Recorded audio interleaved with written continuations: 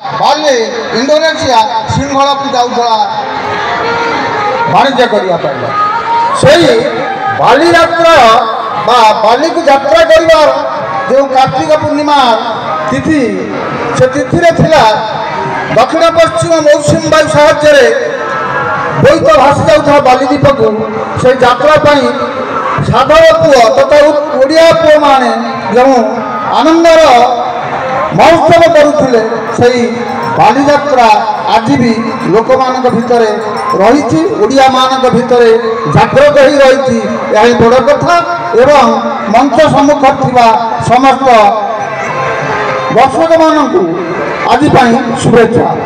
मोर कविता शीर्षक कार्तिक पुनई। आज तो कार्तिक पुनई ओडिया जातिर स्वाभिमानी आत्मा ओडिया जातिर स्वाभिमान आत्मा कलिंग सागर जल को रही अनई आज तो कार्तिक पुनई। आज तो कार्तिक पुनई भासी जाऊ नहीं पालट कि कहीं बोईत साधव जाऊनी विदेश को धन पाई तो सात भाई आउ सात जा कथा किए थे मन पकई आज तो कार्तिक पुनई। आम आखि आगे नाची उठे खाली अतीत आम शुणुअु हजिला दिन संगीत गाँ बिहुड़ा पोखरी जल कदली पटुआ भसई आज तो कार्तिक पुनई। आज तो कार्तिक पुनई कर्पूर उड़ी कना खंडी अच्छी पड़ी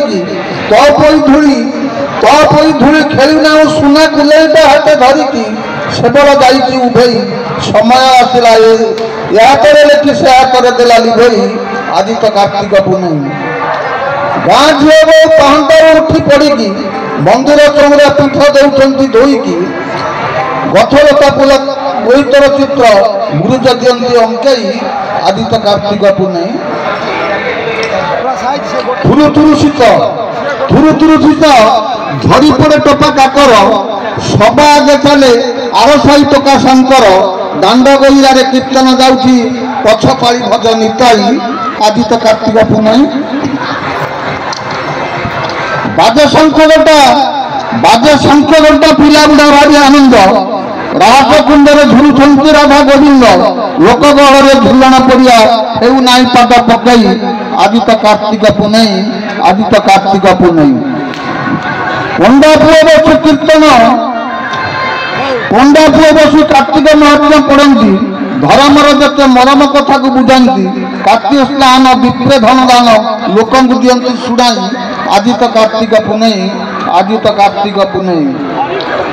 आकाश दीपटा आकाश जलुची दासगर बहु सजल आखिरे चाही राधा नानी कहे विधाता देती ताक बड़े निया लगई आज तो कार्तिक पुनई। राधा नानी कहे विधाता देती ताक बड़े निया लगई। बंदे उत्कल जय बाबा।